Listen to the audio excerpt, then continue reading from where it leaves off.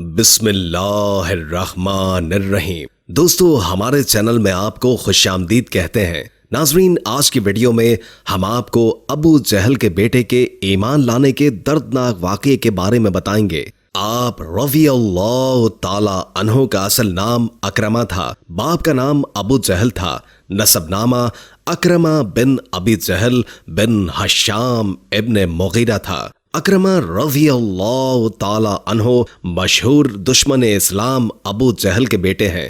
باپ کی طرح یہ بھی اسلام اور مسلمانوں کے خلاف بڑی سرگرمی کے ساتھ حصہ لیا کرتے تھے۔ غزوہ بدر میں ان کا باپ معوذ اور معاذ دو نوجوانوں کے ہاتھوں مارا گیا۔ بدر کے بعد جن لوگوں نے ابو سفیان کو مقتولین بدر کے انتقام لینے پر آمادہ کیا تھا، ان میں ایک اکرمہ رضی اللہ تعالی عنہ بھی تھے۔ احد میں یہ اور خالد بن ولید مشرکین کی کمان کرتے تھے۔ 5 ہجری میں جب تمام مشرکین عرب نے اپنے قبیلوں کے ساتھ مدینے پر چڑھائی کی تو اکرمہ بھی بنی کنانہ کو لے کر مسلمانوں کے استحصال کے لیے گئے۔ اہل مکہ نے بغیر کسی مقابلے کے سپر ڈال دی تھی، لیکن بعضوں نے جن میں عصبیت زیادہ تھی مزاحمت کی۔ ان میں ایک اکرمہ بھی تھے۔ غرض شروع سے آخر تک انہوں نے ہر موقع پر اپنی اسلام دشمنی کا پورا ثبوت دیا۔ فتح مکہ کے بعد جب دشمنان اسلام کی قوتیں ٹوٹ گئیں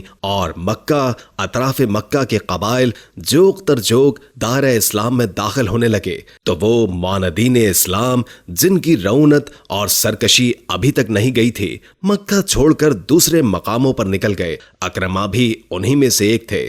چنانچہ وہ یمن کے قصد سے بھاگ گئے۔ ان کی سیدہ بیوی مشرف با اسلام ہو گئی اور حضرت صلی اللہ علیہ وآلہ وسلم سے شوہر کی جان کی امان لے کر ان کی تلاش میں نکلے۔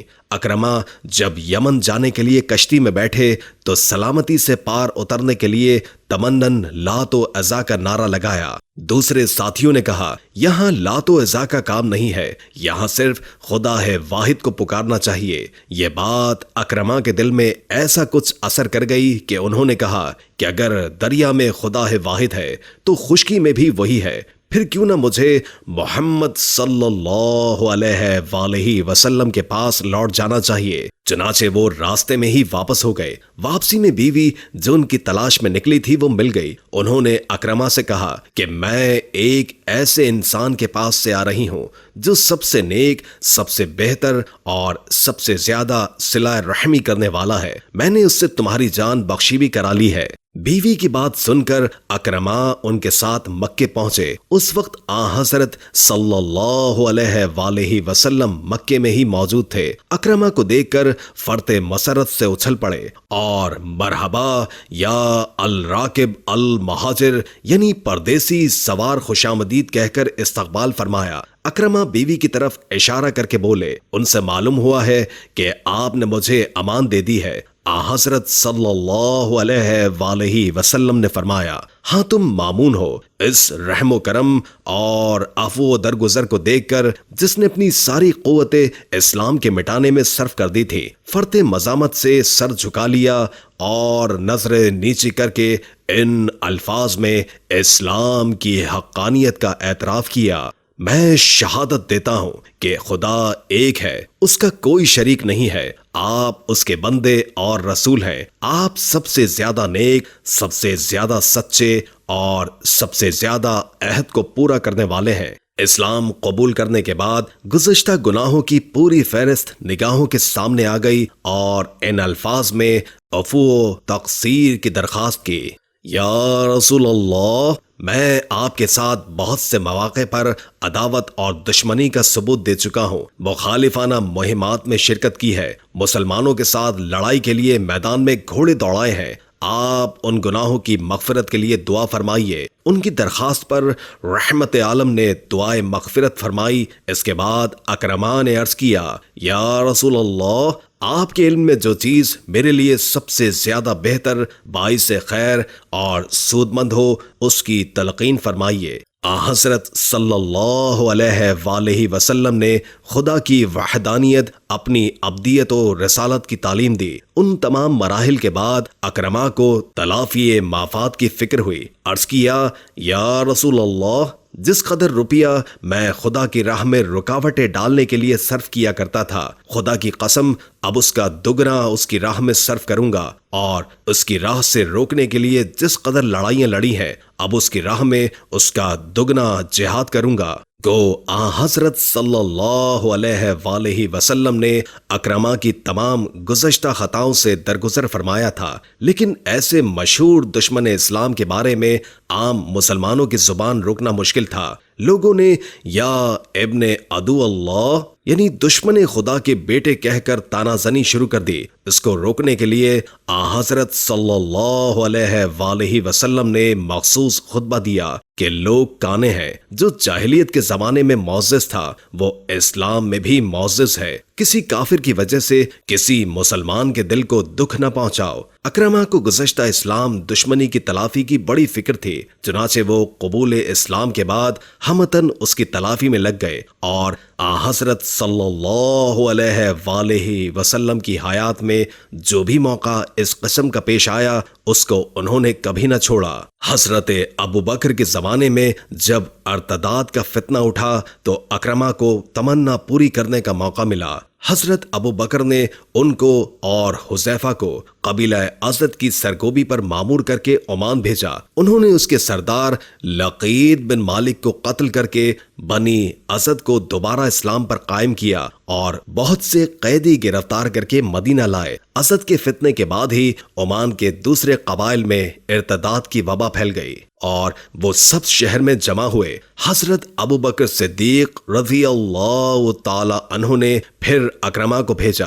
انہوں نے سب کو شکست دی، ان سے فارغ ہوئے تھے کہ بنی مہرہ مخالفت پر آمادہ ہو گئے۔ اکرما ان کی طرف بڑھے لیکن جنگ کی نوبت نہیں آئی اور بنی مہرہ نے زکوٰۃ ادا کر دی۔ یمن کے مرتدوں کے مقابلے میں زیاد بن لبید مامور ہوئے تھے اور انہوں نے بہت سے قبائل کی سرگوبی کر کے انہیں درست کر دیا تھا، لیکن ایک مرتد اشعث بن قیاس نے زیاد پر حملہ کر کے ان سے تمام نقد و جنس جو انہوں نے مرتدین سے حاصل کیا تھا اور کل مرتد قیدی چھین لیے تھے۔ زیاد نے حضرت ابو بکر صدیق کو اس کی اطلاع دی۔ حضرت ابو بکر صدیق نے اکرما کو بھیجا۔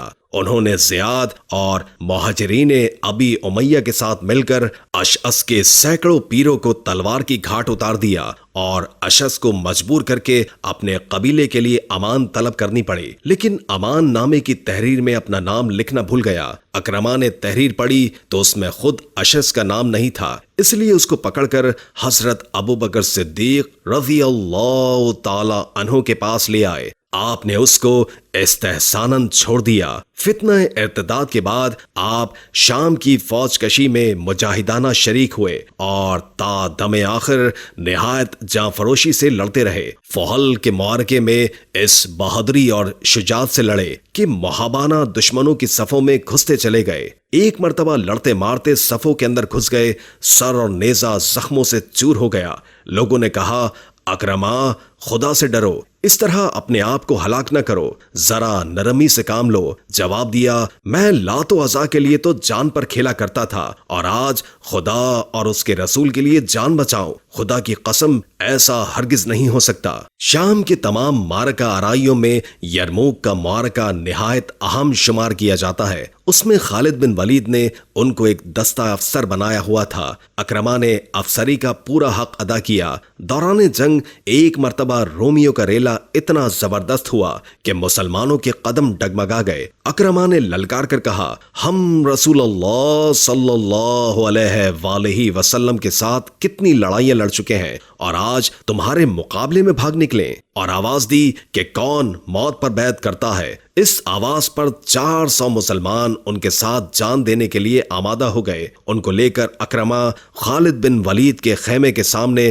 اس پامردی سے لڑے کہ 400 آدمیوں میں سے اکثروں نے جام شہادت پیا، جو بچے وہ بھی زخموں سے بالکل چور تھے۔ اکرما اور ان کے 2 لڑکے زخموں سے چور چور ہو گئے۔ لڑکوں کی حالت زیادہ نازک تھی۔ خالد بن ولید انہیں دیکھنے کے لیے آئے اور ان کے سروں کو زانوں پر رکھ کر سہلاتے جا رہے تھے اور حلق میں پانی ٹپکاتے جاتے تھے۔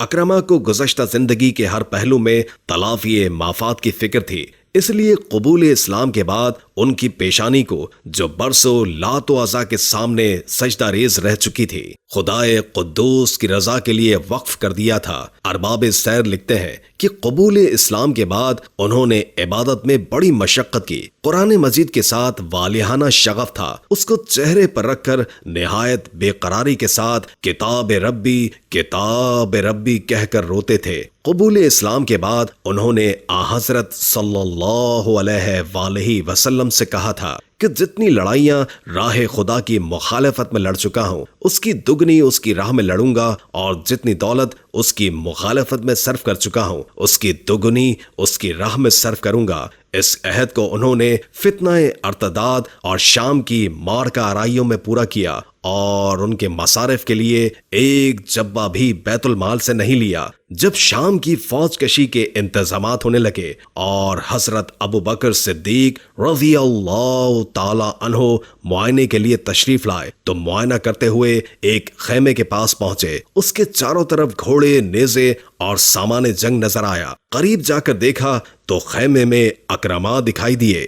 حضرت ابو بکر نے انہیں سلام کیا اور اخراجات جنگ کے لیے کچھ رقم دینا چاہی۔ اکرما نے اس کو قبول کرنے سے انکار کر دیا اور کہا مجھے اس کی حاجت نہیں ہے، میرے پاس 2000 دینار موجود ہیں۔ یہ سن کر حضرت ابو بکر صدیق رضی اللہ تعالی عنہ نے ان کے لیے دعائے خیر کی۔ اکرما کی جائے شہادت میں بڑا اختلاف پایا جاتا ہے۔ بعض روایتوں سے معلوم ہوتا ہے کہ فحل میں جام شہادت پیا، اور بعض سے معلوم ہوتا ہے کہ یرموک میں، اور کچھ راوی ان جنادین اور مرج سفر بتاتے ہیں، لیکن یرموک کی شہادت زیادہ اغلب ہے۔ امید ہے کہ آج کی ویڈیو آپ کو اچھی لگی ہوگی۔ اگر ویڈیو اچھی لگی ہو تو لائک کر کے ہمارے چینل کو سبسکرائب کر دیں اور بیل آئیکن کو کلک کر دیں تاکہ ہماری نئی آنے والی ویڈیوز کا آپ کو پتہ چلتا رہے۔ اگر زندگی رہی تو ایک اور ویڈیو کے ساتھ انشاءاللہ حاضر ہوں گے۔ ابھی ہمیں اجازت دیجیے۔ اللہ حافظ۔